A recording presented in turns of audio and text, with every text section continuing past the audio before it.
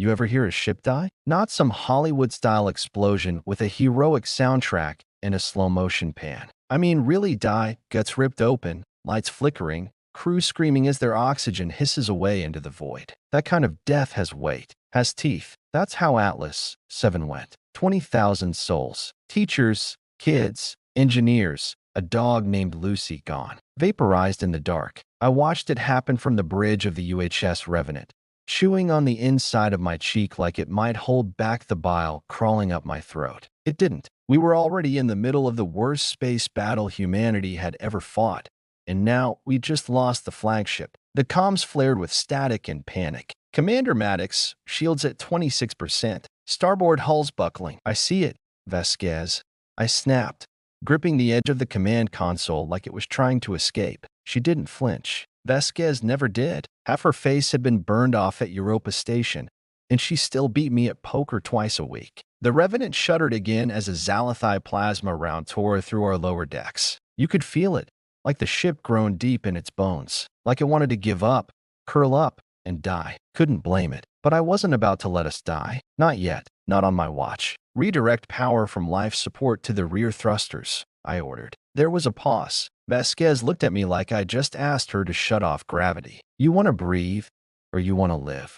I growled. Aye, sir. The lights dimmed. Everything took on that eerie emergency red glow, like we were already in the afterlife, waiting to be sorted. Let me rewind a second. Name's Rylan Maddox, 41, commander of the Revenant, which used to be a mining hauler before we bolted guns and grief to it. 5 years ago, I was teaching zero-G tactics to cadets who barely knew which end of a rifle to point. Now I lead suicide runs against alien juggernauts. Funny how war rearranges your life. The choir, that's what we call the Zalathai, didn't come with war drums or a manifesto. No threats, no dialogue. They showed up in the Orc cloud, black ships like floating cathedrals, and just started. First a colony, then a relay, then Earth's second moon. Gone, disintegrated like it was never there. They were beautiful, too, in a horrible kind of way. 8-limbed, silvery blue skin like mercury, eyes like lit coals, and their voices. Christ, their voices. They didn't talk to us through sound. They sang through our minds.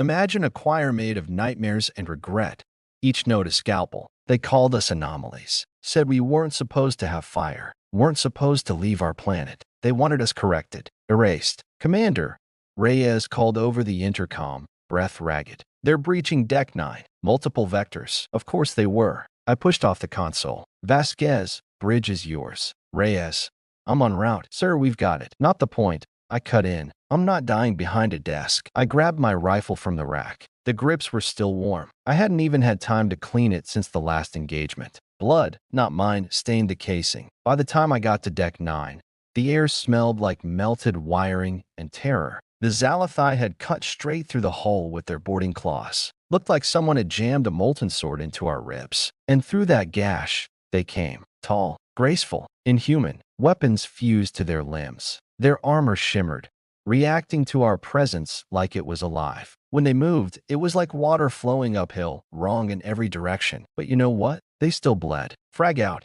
Reyes yelled, tossing a grenade down the corridor. The detonation lit the hallway in a flash of blue and orange. Screeches echoed, psychic static rippling through our skulls like cold fire. I pushed forward. My boots crunched over something that looked like bone but twitched like muscle. One of the Zalathai leapt from the side, catching me with a swipe of its talon. My HUD flared red. Ribs cracked. Pain shot up my side like I'd been kicked by a plasma engine. I went down hard. The alien loomed over me, tilting its head in that too smooth, too curious way they did. Its voice drilled into my skull. You burn too bright. That is your error. I spat blood at its face. That's what makes us human, asshole. I drew my sidearm and emptied it point blank into its eye cluster. The thing shrieked, not in sound, but in thought, and crumpled. We held the deck. Barely. 7 of us were still standing when it was over. Reyes had a dislocated shoulder. Vasquez was limping from a shrapnel wound. I could taste iron in my mouth every time I breathed. But we were alive. That's the thing about humans. You knock us down,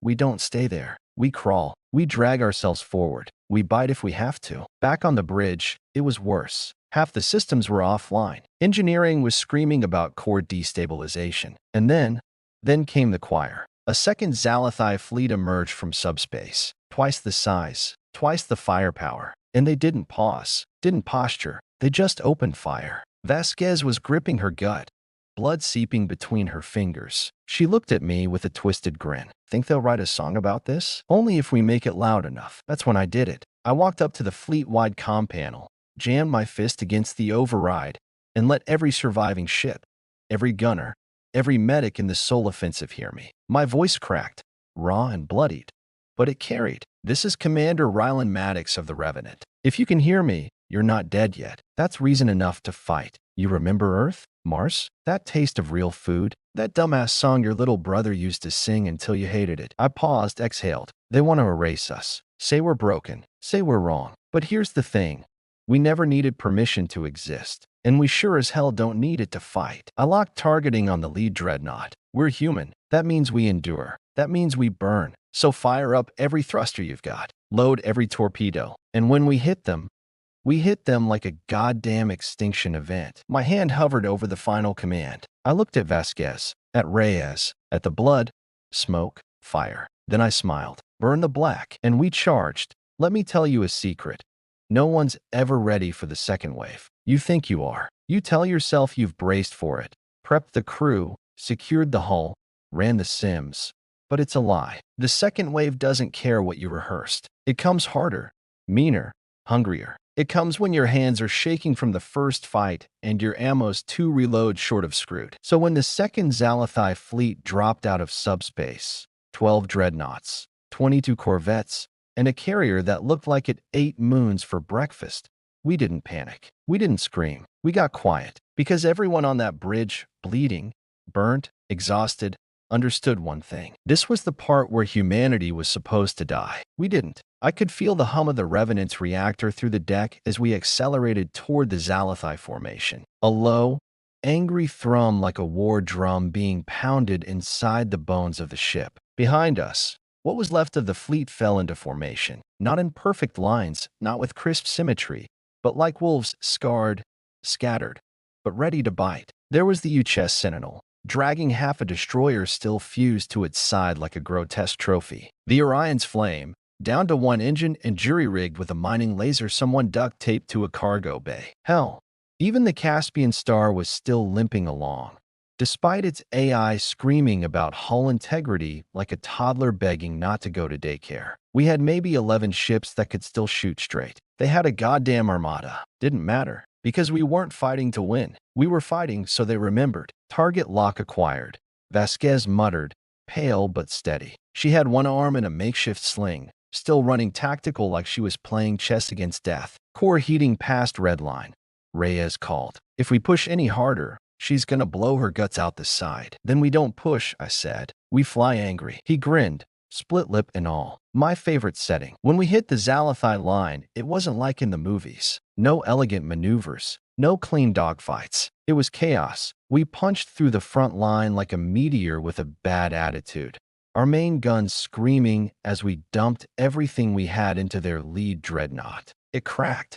Not fully, but enough that its shield sputtered and its hull rippled like water hitting fire. That's when the Sentinel rammed at full force. No warning, no elegance, just raw, suicidal fury. A scream over the comms, a flash of white, and 2 titans spiraling into each other like angry gods falling out of the sky. The blast took out 3 enemy corvettes and a piece of our forward sensor array. Sentinel's gone, Vasquez whispered. Captain Shiro, all hands lost. I exhaled slowly. Not lost. She looked up. Spent, I said, like currency. And just like that, the tone shifted. The Zalathai didn't retreat.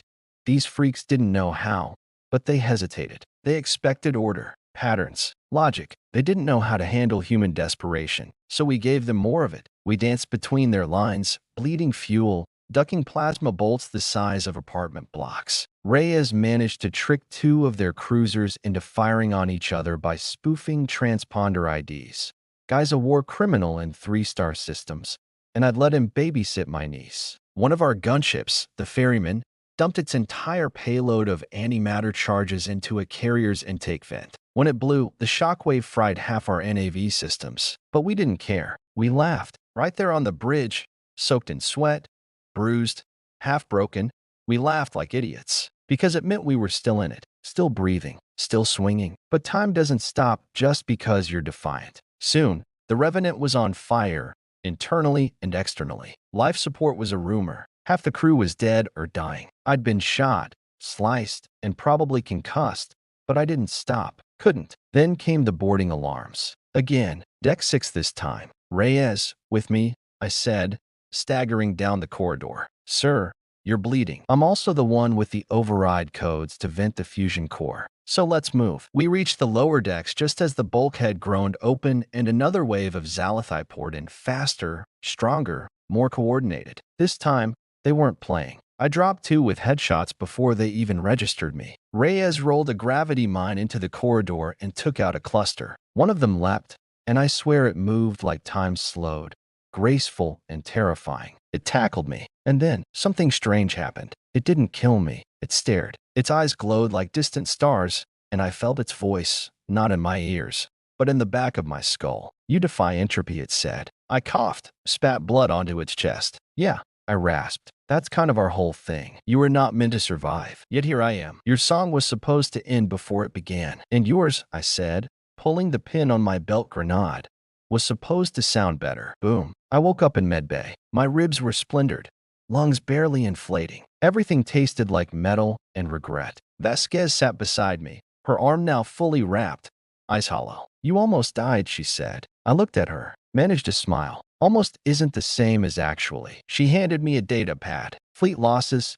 82%. Zalathai losses, 47%. That was the real kicker. We bled them, hurt them. Not a win, but something worse for them. Proof. Proof we weren't anomalies. We were problems. Persistent ones. Sir, Reyes said, walking in, now wrapped in gauze and a grin. Interceptors spotted something in the debris field. What? He turned the data pad to show me. It was a Zalathai signal relay. Still active, still broadcasting. But the message was different. A single word, repeated in their clicking, beautiful, horrifying language. Translated, it meant caution. That's when I knew. They weren't just scared. They were beginning to understand what they'd unleashed. We weren't anomalies. We were the wildfire they couldn't contain, the storm they thought they could erase, the ones who refused to die. You ever notice how quiet space gets after a battle? Not peaceful, not calm, just quiet. Like the universe is holding its breath, waiting to see what you'll do next. That's what it felt like after the second wave. Our fleet, or what was left of it, floated in the black like broken teeth. Engines sputtering, hulls open to vacuum. The kind of quiet that makes you hear your own blood moving. That kind of quiet. But don't let the silence fool you. The war wasn't over. Not even close. 3 hours after the Zalathai retreat, I stood in the shattered remains of the Revenant's observation deck. The glass had been replaced by emergency shielding, one step above duct tape and prayers. Stars stretched out ahead, cold and distant, indifferent to everything we'd just survived. Behind me, Reyes was patching up the remaining Marines. Vasquez was coordinating the retrieval teams. We had a pile of corpses to collect. Some were ours, some weren't. And me? I was staring out into the void, trying to figure out why we were still alive. Because here's the thing no one tells you about survival. It doesn't always feel like winning. You spend hours clawing your way through death, blood, fire, screaming, and when it's finally over, you expect something. A swell of pride, relief, maybe even joy. But it doesn't come, just guilt. Wait, the crushing realization that you're still here, and they're not. I felt it every time I looked at the empty station where Captain Shiro's ship used to sit, where the ferryman detonated itself so the rest of us could limp away, where 1,200 Marines didn't make it back from Deck 6. They gave everything so I could stand here, bleeding, breathing, wondering what the hell we do now. Commander, Vasquez said over comms, we've finished scanning the relay. You'll want to see this. Of course I would. Because when something survives inside a Zalathai signal node, you don't ask why. You run. But we didn't. The relay was the size of a moon, cracked open like a rotten egg, plasma scarring everywhere. We'd done a number on it. Reyes called it payback with style, but some of the core systems were still broadcasting. It wasn't just a distress beacon. It was recording, logging something. When we cracked the main node open, the data nearly melted our systems. You see this? Reyes muttered, watching the code unfold. That's not just ship telemetry. That's language. And it was. A living memory stream. The choir's history. Not just battle logs or strategy patterns, but thoughts. emotions. The pieces they usually hide behind their pretty telepathic songs. For the first time, we were inside their heads, and what we saw was fear. They were afraid of us, not because of our tech, not because of our firepower, because of something else. Persistence, refusal, defiance. We weren't supposed to be like this. According to their memory stream, humanity was a fractured anomaly in the probability stream. Basically, we weren't meant to get this far. We weren't supposed to reach the stars, build ships, or crawl out of our dirt ball with nuclear fists and dreams strapped to our backs. And every time we refused to die, we broke something inside them, something fundamental. They don't understand us, Vasquez said quietly. We scare them because we don't stop. I nodded. And now they're adapting. She raised an eyebrow. How? They're not just throwing fleets at us anymore. They're thinking. That hit me harder than I wanted to admit. Because mindless monsters? You can fight those. You expect the claws, the blood, the body count. But a predator that learns, that studies, that starts planning, that's worse. That's personal. We pulled every byte we could from the relay, dumped it into a clean system, and let the AI sift through it. What came back? A location. One they didn't mean to transmit. One they were hiding. You sure about this? Reyes asked, leaning over the holomap. The coordinates blinked red. A dead system. No planets. No signals. Just dust and decay. Yeah, I said. I've seen enough spycraft to know what it looks like when someone accidentally sends you something they're terrified you'll find. Vasquez crossed her arms. It could be a trap. It probably is a trap. She smirked. So, when do we leave? We jumped 6 hours later. Barebones crew. 5 ships. Revenant, Orion's Flame, Caspian Star, Seraphim, and the Vandal. The survivors. The angry. The ones with nothing left to lose. The burn toward the target system felt wrong the moment we entered subspace. Like gravity was bending sideways. Like someone was watching us between the folds. Anyone else feel like we're walking through a haunted house?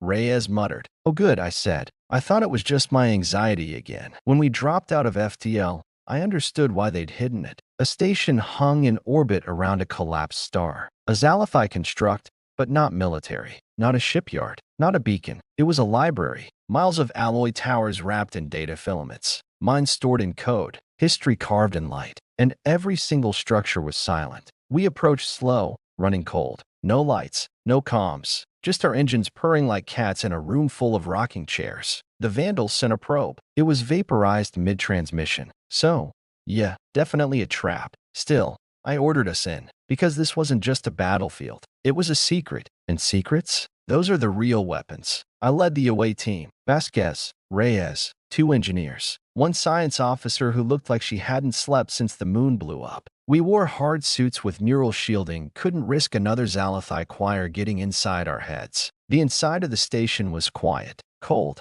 like it had been abandoned, like they wanted us to see what was inside. And what we found changed everything. Humans, dozens of them, in cryopods, not dead, not damaged, just frozen. Jesus Christ, Reyes whispered. These are colonists, from Eden Prime. I thought they were lost during the first wave. They were. The choir didn't kill them. They kept them, studied them, like specimens. We hacked the control system, started reviving the ones we could. Most were delirious. Some were crying. One looked at me, blinked hard, and said, "Did we win?" I didn't know how to answer. We got them out, every one we could, but I stayed behind, just for a minute, staring at the data core. The Zalathai hadn't just feared us. They'd been trying to understand us, not conquer us, not wipe us out, fix us, like we were an error in their design. Like if they could just study us long enough, they could figure out how to make us stop. Stop resisting. Stop dreaming. Stop fighting back. They didn't get it. They still didn't get it. We weren't a bug. We were the feature. I downloaded everything. Every log. Every theory. Every failure they couldn't make sense of. Because I wanted the rest of humanity to see it.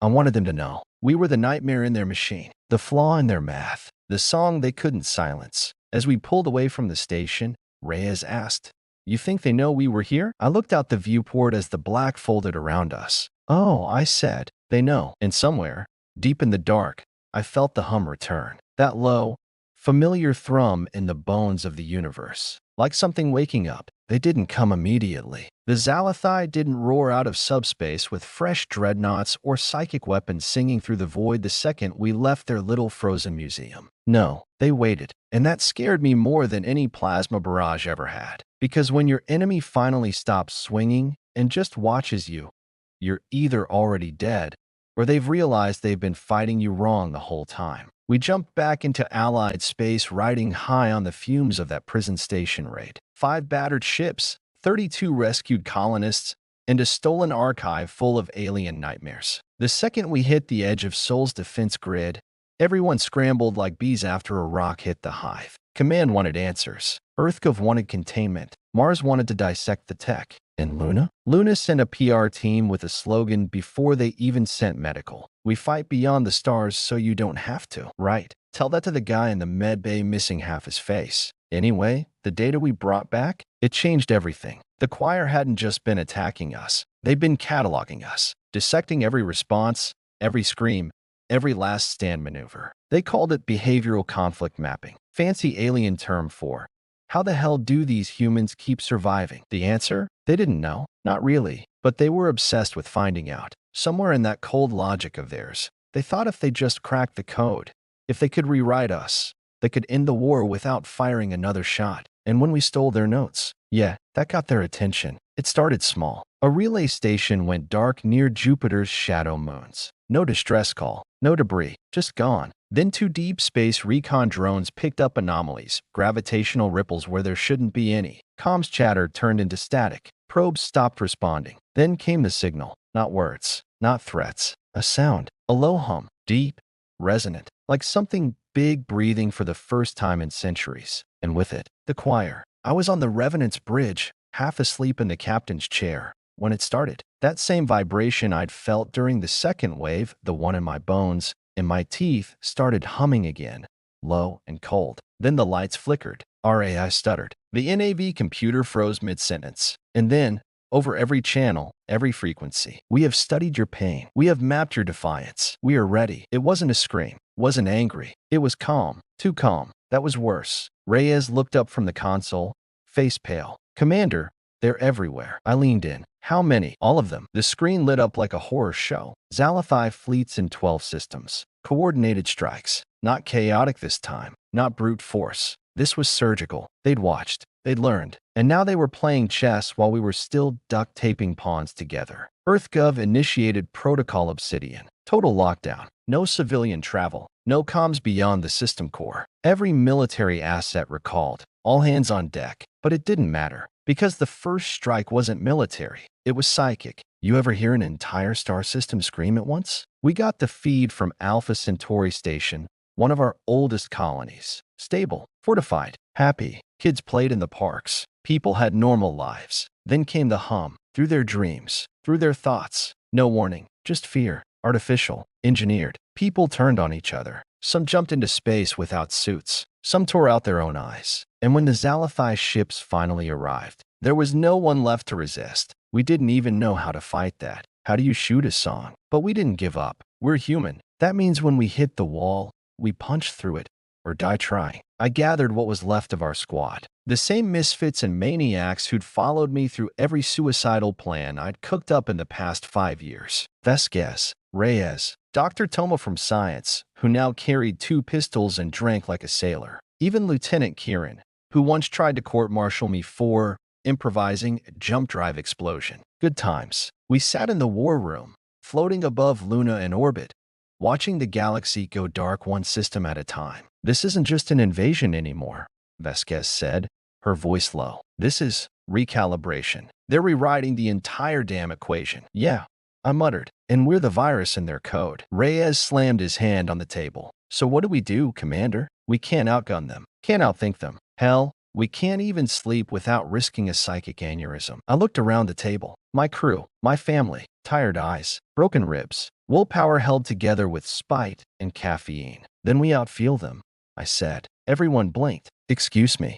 Kieran asked, cocking his head like I'd grown a second nose. They study patterns, I said. Logic, reaction. They think we're predictable, until we're not. So we hit them with something they can't calculate. Like what? Vasquez asked. An emotional breakdown? Exactly, I said. We show them what it means to be human. All of it. The chaos, the rage, the music, the grief, the hope. We bleed it into everything. We make them feel something they can't categorize. You ever weaponize a memory? That's what we did next. We rebuilt our comm systems, retuned the signal frequencies to ride alongside theirs. A backdoor into their song, not strong enough to disrupt. Not yet, but enough to slip a whisper inside. And into that whisper, we put everything. A child laughing, a mother's final words, a recording from a soldier saying, "Tell my sister I made it count," the sound of a heartbeat, the crackle of fire, the rush of wind, 1,000 human moments layered into the noise, buried like landmines in the melody. We didn't try to outmatch the choir. We corrupted it. The first time it worked, we didn't believe it. A Zalathai battleship disengaged mid-fight. Just stopped, floated there, weapons cold. Then it turned, fired on its own fleet. One shot, one blast, then silence. No signals, no trace. Gone. What just happened? Reyes asked. Dr. Toma blinked at the feed. We didn't break their minds. No. I asked. We broke their certainty. That was the crack in the dam. And we shoved everything we had into it. Old songs, stories, screams, joy, despair. We didn't just fight them anymore. We made them feel us. And some of them couldn't take it. But don't get too comfortable. This wasn't some grand miracle where the enemy just folded and begged for peace. No, this pissed them off. Really pissed them off. Because for the first time in their long, cold, perfect existence, they felt doubt. And that made them dangerous in a whole new way. The final transmission we intercepted before the blackout was short. A single voice. Female. Not human. Not fully. A blend of choir resonance and something else. Something new. You infected us with your defiance, it said. Now we will show you what we've become. You ever watch a storm learn how to aim? That's what this felt like. Before, the Zalathai came at us like a force of nature, overwhelming, relentless, impersonal. It was like trying to argue with a tsunami. You don't negotiate with something that doesn't care you exist. But now they were focused. Now the storm had eyes. It started with the voice, the one from the final intercepted transmission. That strange fusion of Zalathai resonance and something eerily human. You infected us with your defiance. Now we will show you what we've become. We didn't know her name, didn't know what she was, but we gave her one anyway. Echo, because that's what she was. A reflection of everything we threw into the choir. Every scream, every whisper, every shred of humanity, we slipped into their perfect little frequency. Something in there didn't reject it. Something listened, and something changed. The first time we heard her again, it wasn't over a calm line. It was in a dream. I woke up on the Revenant, sweating through my sheets, lungs tight like I'd just run a marathon. And I remembered her voice, not like hearing it, more like I'd felt it, in my bones, in the soft spots behind my eyes. You burn bright, Rylan, she'd whispered. That was new. They never used names before. They barely even recognized us as individuals. We were just the human anomaly. A virus, a statistical error. But now, she knew my name, and that meant she knew how to aim. Commander, Vasquez said over morning briefing, her voice taut.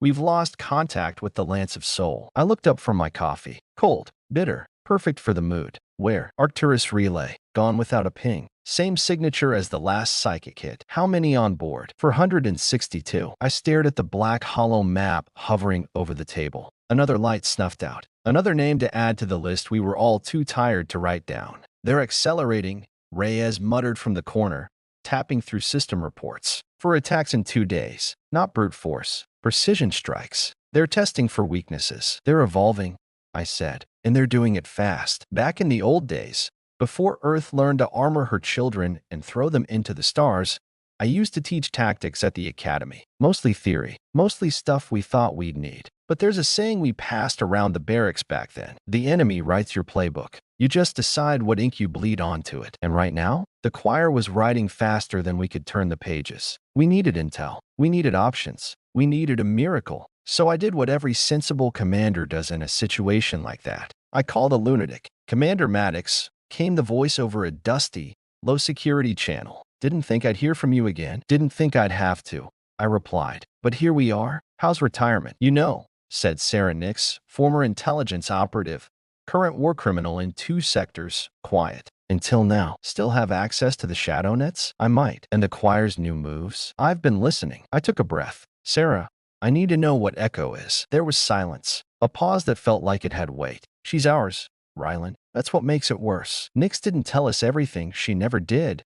But what she did say chilled us to the core. The choir hadn't just absorbed our broadcasts. They'd begun experimenting with hybrids, synthesized neural blends, trying to engineer something that could carry their song but feel like us. Echo was the first one that worked. She wasn't a fluke. She was the prototype. She thinks she's a bridge, Sarah said, her voice barely above a whisper. She believes she's found the middle ground, the harmony between order and chaos. She doesn't want to kill us. I narrowed my eyes. Could have fooled me. She wants to convert us. We pulled every ship that could still fly and charted a course toward the edge of Choir territory. Somewhere deep in that mess of broken stars and darkened systems was a relay Echo kept pinging, a sort of psychic broadcast tower. We thought if we could disrupt it, we could scramble her song. Maybe buy some time. Maybe stop another massacre. Spoiler alert. It wasn't that easy. The Revenant led the charge, backed by 2 assault frigates and a stealth corvette. Our best. Our last. No cavalry waiting behind us this time. Just grit, duct tape, and a little borrowed hope. The moment we dropped out of subspace, she was there. Not in a ship. Not in a fleet. In our heads. You seek silence. Her voice echoed through our minds, sweet and sharp like broken glass wrapped in honey. But silence is not peace. It is emptiness. Commander, Vasquez shouted. She's in the neural feeds. Shut down external input. I barked. Manual control only. We're flying analog. We killed the AI. Cut the smart systems. It felt like yanking the brain out of the ship and hoping muscle memory would carry us the rest of the way. But it worked. For now, the relay tower was unlike anything we'd ever seen. Black stone and synthetic mesh rising from an asteroid that pulsed with light, like it had a heartbeat of its own. Thousands of choir nodes swarming around it like wasps protecting a queen. We didn't have the firepower to win. We knew that. But sometimes, you don't fight to win. You fight to be heard. Reyes flew the stealth corvette straight into the node field, jammed their sensors, took out 2 relays before vanishing into debris. Toma overloaded our comms array with a burst of harmonic noise, human emotion distilled into a sound the choir couldn't filter. The effect? Immediate. The swarm paused, just for a second, and that's when we hit them. Every missile, every cannon, every ounce of spite and steel we had left. The relay cracked, not destroyed, but bleeding light like a punctured lung. Then she came. Echo. Her ship wasn't a ship.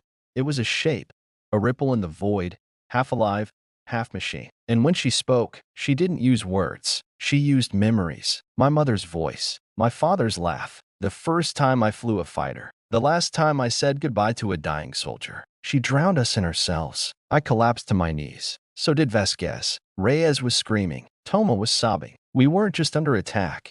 We were being undone. And then music. Old, raw, a single violin, playing through the ship's emergency broadcast system. Reyes had queued it up months ago. A reminder of Earth, of before. A human voice followed, singing along. Off-key, a little shaky, but real. Vasquez, she was singing. The choir hesitated again. Echo's ship stuttered, flickered, and I felt her falter. Why? She asked. Not a scream, not anger, just confusion. Because, I whispered, forcing myself up, bleeding from the nose, we don't need perfection to be whole. Then I launched the final override code. The relay exploded. The choir vanished from our minds like smoke blown from a candle. Just gone. We limped home, battered, burned, but breathing. Echo wasn't destroyed. We knew that. But she'd seen something she couldn't unsee. And we'd learned something too. The war wasn't about weapons. It never was. It was about meaning. About which story would shape the stars. There's a moment, right after the noise dies, after the guns cool and the screams go quiet, where you feel it. That stillness. Not peace. No. Peace is something you build, something you earn. This is different. This is the quiet that comes when the universe holds its breath. Like even it doesn't know what's coming next. And right then, neither did we. The choir was gone. Not defeated. Not dead. Just gone. Like mist in the morning. 1 minute, Echo was cracking open our memories like books. The next, we were floating in deep orbit with only the sound of a single violin echoing across the ship's bulkhead. No ambush, no retaliation, no threats, just silence. We expected them to come back. Expected retaliation. Another psychic scream. A fleet of dreadnoughts. Something. But a day passed. Then 2. Then a week. Nothing. Command scrambled. Issued alerts. Redoubled scans. Even dusted off some old Cold War stealth satellites from Earth's gravity well. Still nothing. The choir wasn't retreating. They were recalculating. And that scared me more than any warship ever had. So what now? Reyes asked, sitting at the edge of the galley table, stirring what might have once been coffee. We wait. We pretend they're just gone. I don't think they're gone, Vasquez said, leaning back in her chair, arm in a sling, still bruised from the relay run. They're watching, listening, maybe even dreaming. Reyes raised an eyebrow. Since when do aliens dream? I looked at him. Since we taught them how, we didn't stop working. We couldn't. A war might go quiet, but that doesn't mean it's over. We started digging through the data Echo left behind, through every frequency, every slip of noise still buzzing across the dark. And eventually, we found it, a signal, deep, buried beneath the choir's silence like a heartbeat under frost. At first, we thought it was a remnant, a corrupted fragment from the relay tower. But the more we studied it, the more it responded. Not like Echo, not like anything. This signal didn't try to control or attack. It was calling. Coordinates locked. Toma announced one night in the war room, standing in front of a projection that made the whole crew go quiet. It's just outside the fringe of mapped choir territory, past the outer wastes. No system name, no designation, just a black hole and a lot of nothing. Reyes whistled. That's gotta be a trap. Absolutely, Vasquez said. I nodded. Let's go anyway. The Revenant wasn't ready. Not really, but she'd never been ready for anything we threw at her. She just kept going, like the rest of us, barely held together, patched with hope and aluminum foil. We jumped, and this time, we didn't come out where we expected. The moment we dropped from subspace, everything changed. The stars looked wrong, stretched, twisted, like someone had taken the galaxy and spun it through a blender. The black hole loomed ahead, a yawning eye staring back at us, and orbiting just above its event horizon, clinging to physics by a whisper, a station, not Zalathai, not human, older, colossal, silent, carved from stone and metal that hummed with energy like it remembered songs older than light. I'm gonna go ahead and say it, Reyes whispered over comms. This place gives me the creeps. Noted, I said. Everyone suit up. We docked on the outer ring, the station's gravity stabilizers flickering on like they had been waiting just for us. Inside, not darkness, light, warm, golden, soft, like sunlight through dust. Nothing about it said trap, but everything in my gut screamed otherwise. It felt sacred, not religious, just old, like walking through something built by a civilization that didn't measure time in years but in eras. Walls covered in patterns we couldn't translate, symbols that pulsed when we got close, doors that opened with a whisper and sealed behind us like they were exhaling. And in the center of the station, a room, circular, empty, except for one thing, a chair. Vasquez was the first to step in. Feels like a throne, she murmured. No, Thomas said. More like a listening post. Reyes stepped up beside me. You think this is the source of the signal? I didn't answer. I was too focused on what was behind the chair. A screen. No, a window. And through it, a view into something else. Not space, not time, just light, moving, changing, breathing, like a dream trying to become real. Then we heard it, the voice, but not echo, not choir. This one was human, ours. You have crossed the edge, it said, beyond the patterns, beyond the scripts. Who are you? I asked. We are what remains when the war ends, it replied. And just like that, I knew. This wasn't the choir's weapon. It was their mirror, a place where they came to ask themselves what they were becoming. And now, they'd left it for us. They want us to finish the song, Thomas said quietly, stepping toward the window. Not with weapons, with truth. Reyes scoffed. Yeah, well, truth doesn't stop dreadnoughts. No, Vasquez said, but it changes the reason they fire. The station began to shift. The lights dimmed. The symbols on the walls pulsed like heartbeats. And the window? It showed us memories, not just ours, everyone's. Mothers holding newborns. First kisses under twilight. Earth before the smog. Mars when the first settlers planted flags in red soil. War, peace, laughter, grief. And then the choir, watching, listening, trying to understand. I think this is the seed, Toma whispered. The thing that taught them to feel. Maybe even the thing that is echo. And somehow, I knew she was right. We uploaded everything.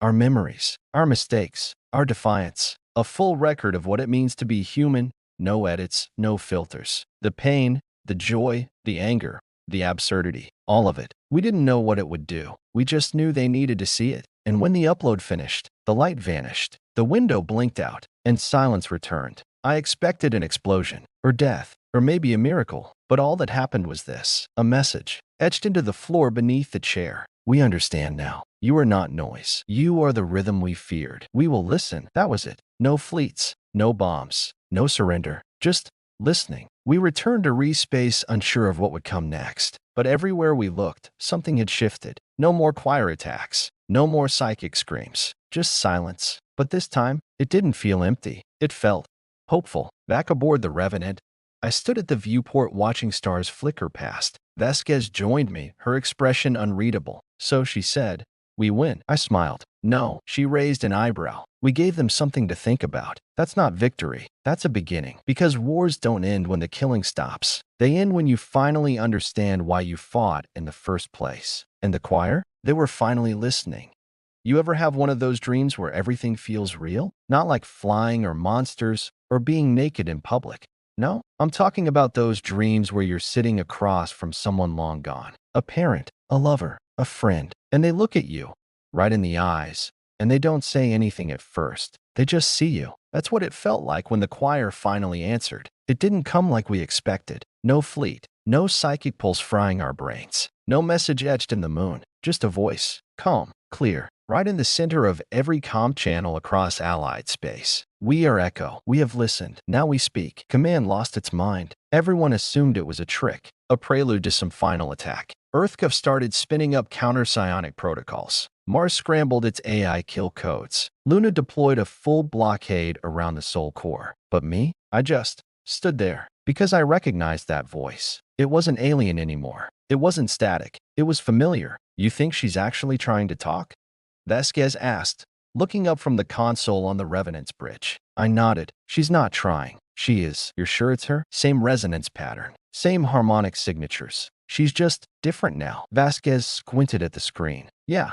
Well, so is everything." We patched into the message and let it play. What we got wasn't a threat. It was a story, a history, told in emotion, in images, in flashes of thought and memory. Not chronological, not neat, just raw, unfiltered feeling. The choir hadn't been born from logic. They had abandoned emotion, a choice, deliberate. Millennia ago, their species had been like us, loud, messy, full of war and music and heartbreak. But somewhere along the way, they decided that feeling was too dangerous. That emotion led to chaos. That empathy dulled the blade of survival. So they cut it out, literally, not a battleground, a meeting place. Command called it reckless, suicidal, a trap.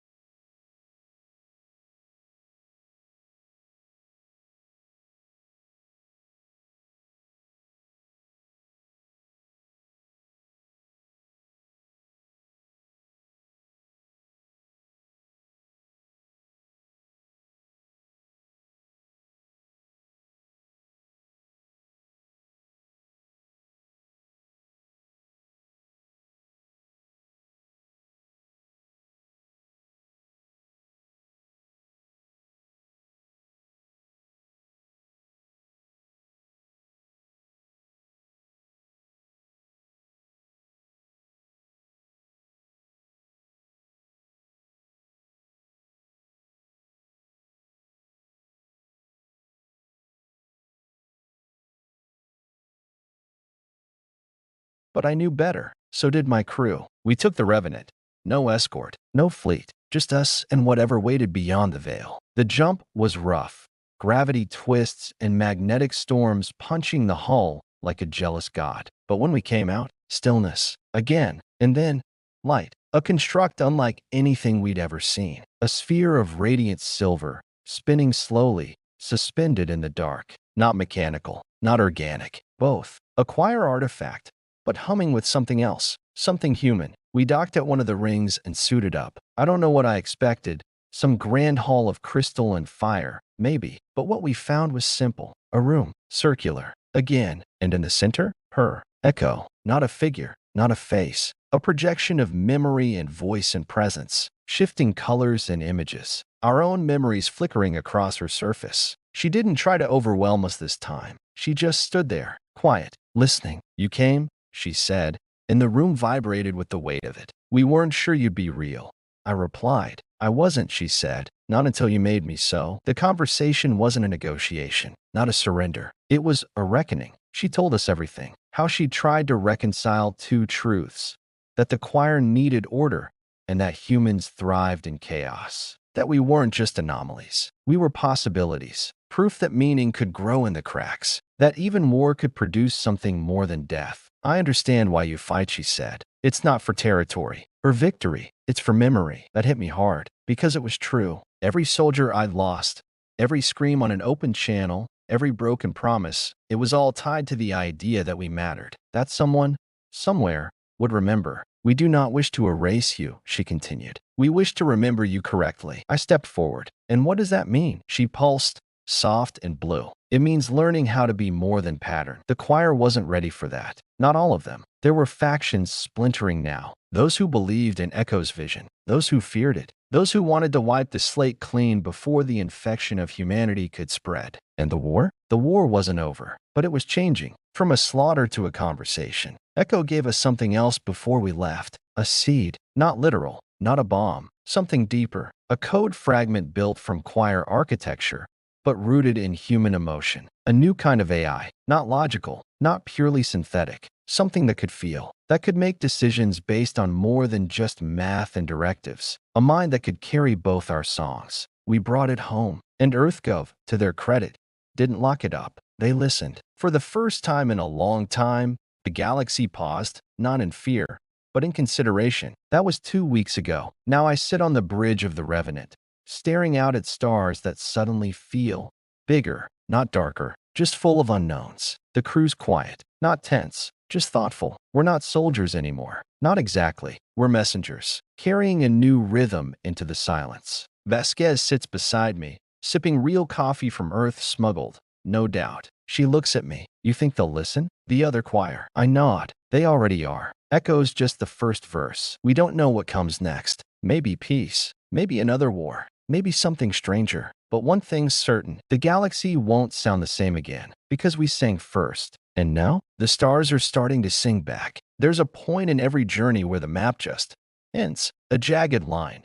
A blank corner. They didn't mean literal monsters. The uncharted. The stuff no one understood but couldn't ignore. That's where we were now. Only this time, the dragons weren't waiting to eat us. They were waiting to learn. Command had called us back to Earth. Not in chains, surprisingly. Not even in scolding. Just urgency. The kind that fills every hallway with boots and static, where nobody looks you in the eye because they're afraid they'll see the end coming too soon. We docked at High Point, Earth's orbital capital. Still battered. Still smudged with soot from the last choir attack before the ceasefire. But holding. Always holding. I stepped off the Revenant, boots clicking against steel, and for the first time in a long time, I didn't feel like a soldier. I felt like a messenger, and that scared the hell out of me. We were ushered into the Grand Chamber. I always hated that name. Grand Chamber makes it sound like a place of wisdom, of justice. In reality, it's just a giant metal circle where scared people in uniforms pretend they aren't making decisions out of fear. Admirals, politicians, AI liaisons, Martian envoys, everyone packed in, all watching us like we carried the plague and the cure at the same time. Thomas stepped forward first, holding the container. The seed, not the physical kind, not something you plant in soil. This was memory, architecture, music, a fusion of choir logic and human intuition. The blueprint Echo had given us. The thing she believed could change the way we built everything. Ships, societies, minds, they all stared at it like it might explode. You want us to install that? One of the Earthgov admirals said, voice clipped like he didn't have time for dreams. No, I said, stepping in. We want you to understand it. It's alien. It's also human. Echo built it from what she learned from us. She gave it back because she thinks we're ready. And what if she's wrong? I met his eyes. Then we're all already dead. And this meeting is just the echo of our failure. Silence. Heavy. Uneasy. Then, slowly, someone on the Martian side stood. Commander Anjali Rana, a name I hadn't heard in years, used to run tactical ops near Titan before a choir ship broke half her spine. Now she wore an exosuit that hissed every time she breathed. She looked at me, then at the seed, and she nodded. We've already tried everything else, she said. Maybe it's time we tried something impossible. That's how it started. Not with a vote, with a nod. Over the next week, the best minds in the system gathered to study the seed. Scientists, coders, poets, even. People who understood that data isn't just numbers. It's meaning. And the more they unraveled it, the more it unraveled us. It mirrored emotion, adapted to nuance, responded to contradiction like it was a language instead of a bug. It didn't just process human feelings. It learned from them. They gave it a name, Solace. And once it had a name, it started to speak, not in words, in dreams. I was the first to hear it, middle of the night. Couldn't sleep. Too much static in my head. So I went to the viewport in the observation deck, looked down at Earth glowing soft beneath us. And then I heard it, not outside, not through speakers, inside, a quiet hum, like an old lullaby from a childhood I barely remembered, a song that made me feel both homesick and hopeful. Solace was learning how to soothe. It's not just a system, Thomas said the next day. It's a bridge between choir logic and human instinct. It's trying to become the space in between. Between what?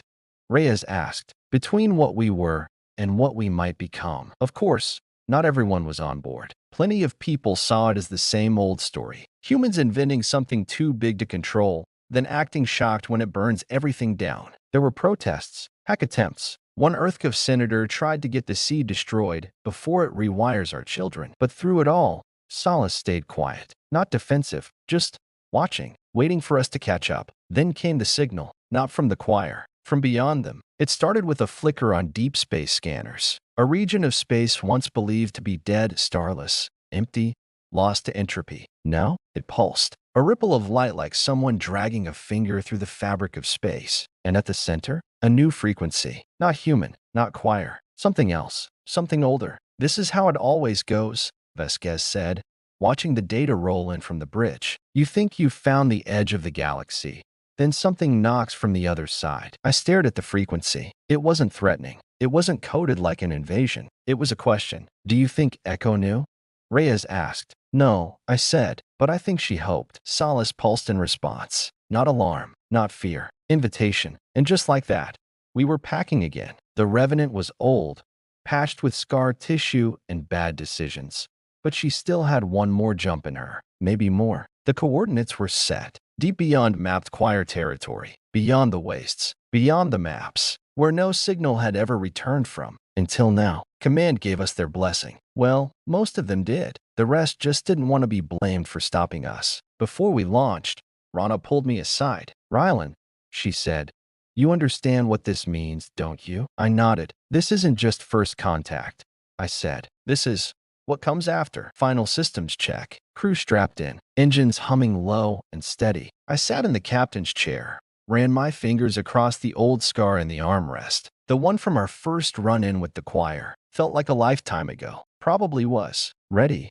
I asked. Vasquez grinned. Always. Reyes gave me a thumbs up and a nervous gulp. Toma didn't answer. She just reached forward and touched the seed container. Solace hummed. The coordinates locked. And for a moment, everything was still. Then we jumped. No stars, no planets, just light, moving like it had purpose. Shapes in the distance, not ships, not structures, ideas, living geometry folding in and out of itself. And ahead of us, a voice, not echo, not solace, not human, but welcoming. You are the sound, it said. We have waited for the music to begin. And in that moment, floating in the dark between everything we were and everything we might become. I realized something. We were never just explorers, never just survivors, never just fighters. We were invitations. And the galaxy was finally ready to open the door. There's a moment, just after a jump, where your whole body feels like it doesn't belong to you anymore. Your stomach's trying to remember gravity.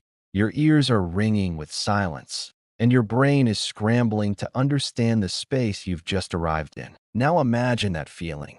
Except the universe itself doesn't feel familiar anymore. That's where we landed. Not in enemy territory, not in some long-abandoned outpost, but into something that didn't even pretend to follow our rules. This wasn't space. This was intent made visible. The stars didn't shimmer here.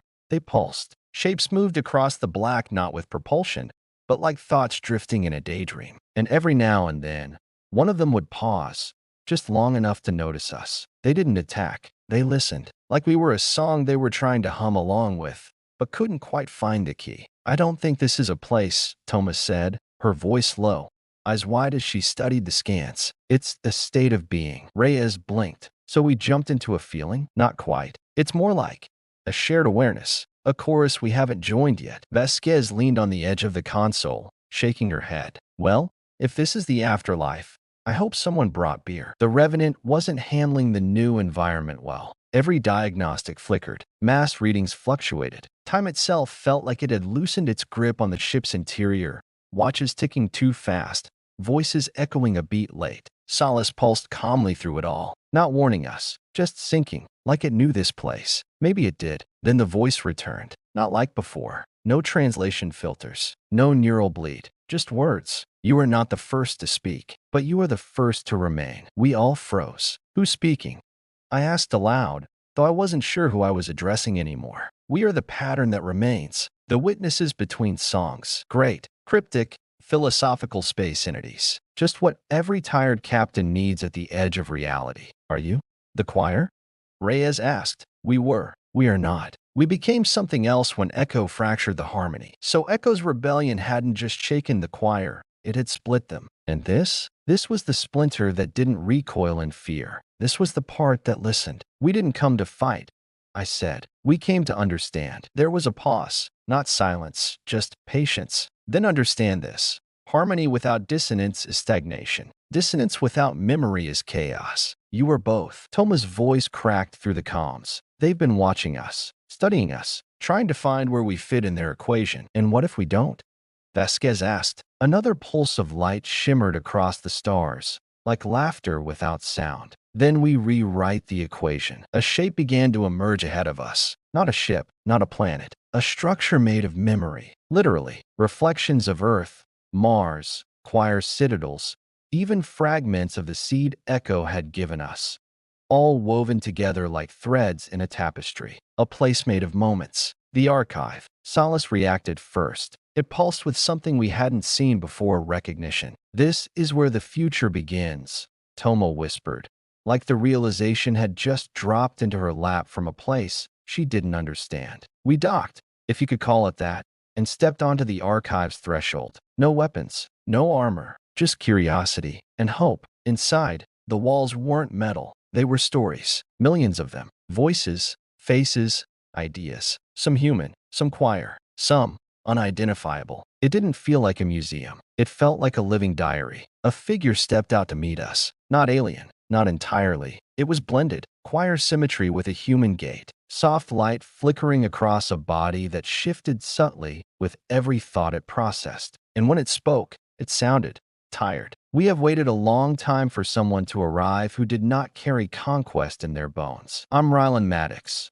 I said, stepping forward. "I know," it replied. Of course it did. This place knew everything. "We call this the new verse," it explained, gesturing around us. "A place where all that was and all that might be exist in harmony. Not by force, not by perfection, but by acknowledgement." Toma's eyes shimmered. "You're trying to blend cultures." "No," the figure said gently. "We're trying to blend understanding. Cultures come later. Culture is what grows when you stop trying to erase what you don't understand." That's when I realized something important. This wasn't an invitation to join them. This was a mirror. They weren't showing us a place to arrive. They were asking if we were ready to build something like it. "You came with questions," it said. "Ask." I stepped forward. The others fell silent. "What happens now?" Between us and the choir? Between us and all of this. The figure turned, and the walls around us lit with new memory. Echo, solace, earth, choir fleets pulling back, systems dimming in silence instead of war. You've introduced emotion into a pattern that had forgotten what it meant to feel. The harmony is reshaping. Reyes folded his arms. And what if the rest of the choir doesn't like the change? The figure didn't blink, didn't move. Then they will become a verse of their own. That is the nature of evolution. A song is not one note. It is many played in time. We spent hours there. Days, maybe. Hard to tell. We learned things no human history book had ever imagined. Saw species long gone. Ideas never shared. Echoes of choices no one had dared to make until now. And through it all, Solace remained still, watching, learning, becoming. When we returned to the Revenant, it spoke to me directly, not out loud, just inside. We are ready. I looked at my crew. Vasquez was staring out at the lights, lips parted like she was watching a sunrise she never thought she'd live to see. Reyes had stopped tapping his foot.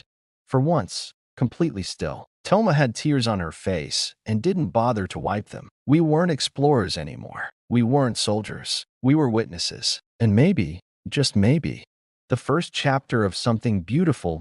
There's a strange kind of silence that follows after a long storm. Not empty silence. Not the kind where the calm feels fragile. No, this silence is full of questions, of ghosts, of promises whispered in shadows. We had been chasing that silence ever since the choir first screamed into our skies. We thought we were running toward battle, but what we found was something far stranger. The Revenant hummed softly beneath us as I sat in the captain's chair, hands resting lightly on the worn armrests. The scar still there, a reminder of every mistake, every close call, every moment we'd thought the universe was finally going to swallow us whole. But here we were, at the edge of everything. Solace pulsed beside me, a soft glow embedded in the ship's core systems. Not just code anymore. Something alive, breathing, watching, waiting. Captain, Vasquez's voice came through the comm, quieter than usual. We've got a signal, not an attack, not a warning, a transmission. The last transmission. The entire crew gathered around the bridge's main screen, eyes wide as the signal decrypted itself in real time. The frequency wasn't choir. Not exactly. Not solace. It was something else. A voice. Clear, warm, human. To those who listen beyond the stars, it began. To those who dream in the dark between light and shadow. This is the last transmission from Earth. It was Earth, not the Earth we knew. The battered blue-green orb spinning beneath the layers of war and sacrifice. No, this Earth was a memory, a fragment preserved by those who came after us, those who believed that humanity was worth remembering. The voice belonged to an old woman, her words slow and steady. If you hear this, it means we have failed to stop the darkness. It means the choir's silence has swallowed our cries. But remember this, our failures were never in our will to fight, but in our fear of understanding. We sent warriors to war, but never messengers to peace. Her words hung heavy in the room. We'd come so far, but she reminded us what we had almost lost. Why send this now? Reyes asked, voice barely a whisper. Toma's eyes glistened with tears. Because this is a warning that even in victory, or what we hoped was victory, there was always another battle. The transmission shifted. Scenes flashed across the viewport, children laughing under artificial suns, gardens blooming on Mars's red soil, people dancing in zero gravity. We were broken, the voice said. But in that fracture, something new was born. A song without end. That song, it was us. Not just the humans left alive. Not just the choir learning to feel. But the entire galaxy, stitched together with pain and hope and the raw, unyielding will to be heard. I felt the weight of it, the burden and the gift. We weren't just survivors anymore. We were the keepers of a new verse. Then the transmission ended, not with a goodbye, but a promise. Listen closely, she said softly, fading into static. The last song is only the beginning. The room was quiet. No one moved. No one spoke. Because we all understood. We had crossed a threshold, one that no one had dared map before. Vasquez turned to me, her eyes fierce. What do we do now? I smiled. Because after all this time, after every loss, every scream, every heartbeat pounding against the void, I finally knew. We listen. Because sometimes, the loudest victories aren't won with weapons or wars. They're won with silence, with understanding. with the courage to hear the song no one else believes they can sing. The Revenant's engines pulse steady as we turn the ship away from the fading stars of the archive, away from the silent choir, and toward the endless horizon. And somewhere, deep in the dark, the galaxy began to hum, a new verse rising.